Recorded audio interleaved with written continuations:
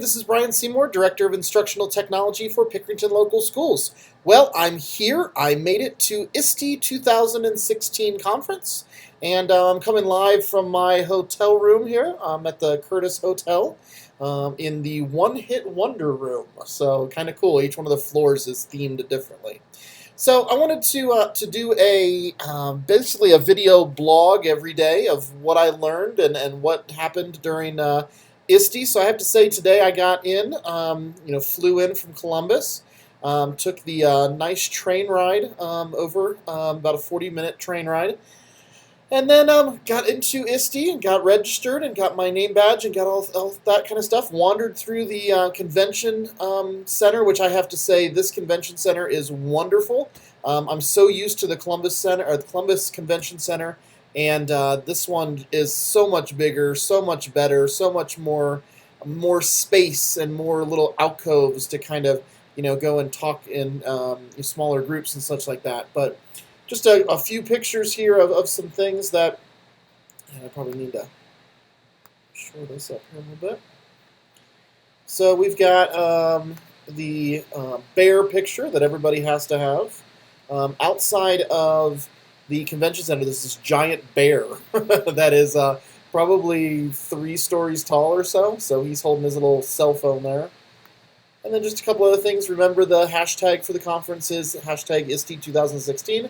So if you're not here and not able to follow, I'm sure there's lots of us out there that are tweeting on a daily basis.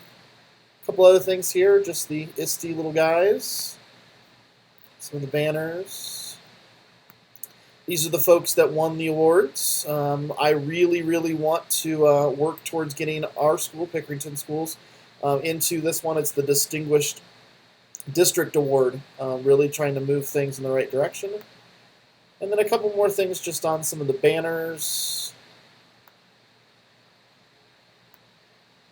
that we've got. So one of the coolest things is, I don't know if I was supposed to go into it or not, but I did. The door was open, so I figured I could walk in, was the Belco Theater, which is their big space where they're going to do the keynote presentations. And this is what it looks like, all set up for tomorrow with our keynote speaker. I was coming in, but this is amazing. I mean, this room was huge. I don't know how many people it can fit, but there's lots and lots and lots of room. They've got over here a nice little couch, and then over here they got a band. So I don't know if it's like the Tonight Show with Jay Leno or something like that, but that's kind of what it reminded me of having this setup. But it was really cool. I've never seen a setup this nice for a tech conference. So I'm really excited tomorrow to move in and do what it is. So after I kind of wandered around a little bit and got my bearings of where everything is, there was one session in the afternoon that was one of the PLN sessions on the MegaShare.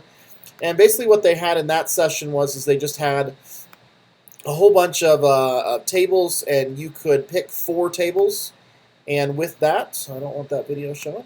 And with that, you could just jump into tables and have discussions, and there was a leader at each table. Some of them were from companies. Some of them were from schools and so on and so forth. I stayed for 3 of them. One of them was a company that just basically wanted some information on some things. Another one was on Periscope, and I've used Periscope a bunch. I was hoping to gain some ideas of how to get more and more people using Periscope, but unfortunately it didn't work out that way.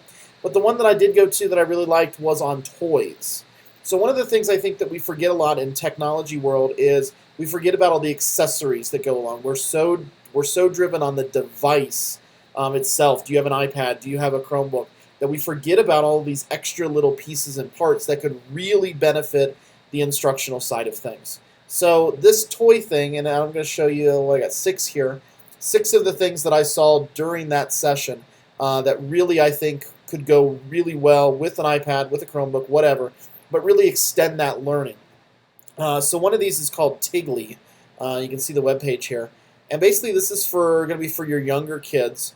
So with Tigly, you buy these letters, and they're actually physical plastic letters that you can actually move and manipulate. And then you get an app, and there's a bunch of different apps that you can get. There's 4 of them for words, there's 3 of them for math, and there's some shape ones too. And basically what you do is you match up you're trying to match up or select the right word. So, for example, in this word one of them you can buy is all the vowels. So then the kid actually has to place the vowel in the right spot for it to be able to, and then something happens or something doesn't happen for that. So kind of the gamification side of things, but also the actual manipulation of something with the iPad. The other one that I've definitely heard about before was Osmo. So Osmo is the little reflector piece that you put on top of an iPad, and it comes down. I'm sure we've all seen that commercial with the kids, and they play well together. And yeah, like kids play that well together. But anyway, they've come out with a new thing now, which is dealing with coding. And with this, it actually now allows you to do some very simplified coding pieces. So obviously you don't have to, we wouldn't expect kids to do anywhere near this type of coding, but here kind of shows you what that would look like. And basically you put these little tile lines to get your guy to move in the appropriate directions. You can see she's got it going down 3 and over 2. And it is basically introductory coding for our younger kids. And if she's got it in the right thing, it ends up doing whatever, the little monster or whatever, eats everything and does where they need to go. Okay? So I kind of like that, especially as we are looking into how do we get coding more into our school system. This would be a very good thing for some of our younger grade levels. The person that was doing this has used it with as young as kindergarten kids and as old as 5th and 6th grade kids. I even think it'd be a good introduction if your junior high, your 7th and 8th grade kids have never had any experience whatsoever with coding. The other cool thing that I've seen, but I've never really got to really touch and play with, are these things which are called Ozbots. And basically an Ozbot is this really tiny little robot that then moves on different colors. And you can actually use markers to do this. So they react to different colors in different ways. So maybe the black is follow, maybe the blue is spin around, maybe the green is light up, or what have you. But once again, some introductory coding type things, because now you have to match up the colors with your markers to make it do what you want it to do. The other thing we are investing in Pickerington, and this is the Sphero.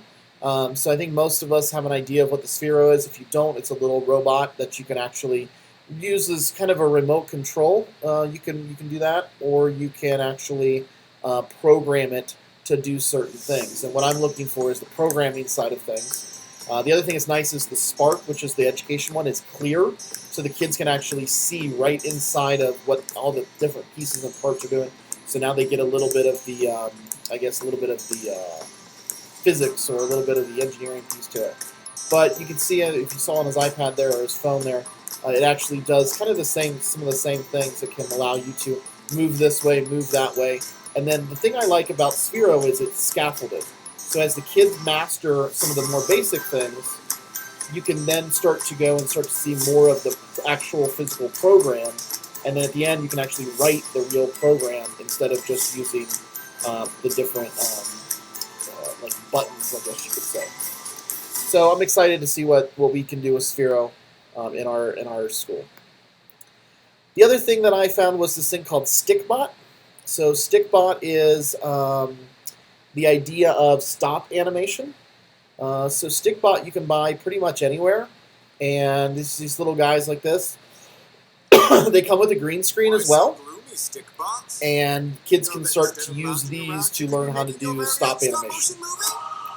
So you get this green screen like that, and these guys go in there. You use their app, and their app allows them to start doing different stop animation.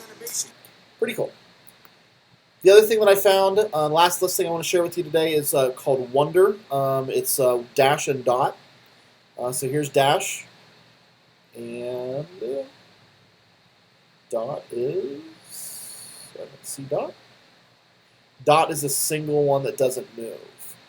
So basically what this is, once again, it's a robot. It's a robot in which you can program and you can use for coding. And you have all these different accessories. So you've got a ball that it can throw, whatever that is.